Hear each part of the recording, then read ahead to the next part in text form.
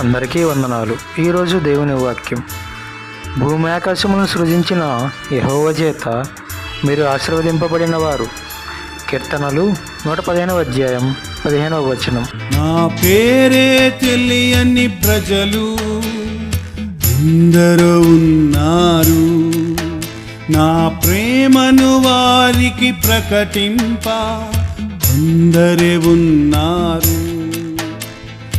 ఎవరైనా మీలో ఒకరైనా, ఎవరైనా మీలో ఒకరైనా వెళతారా, నా ప్రేమను చెబుతారా, వెళతారా, నా ప్రేమను చెబుతారా. నా పేరే తెలియని ప్రజలు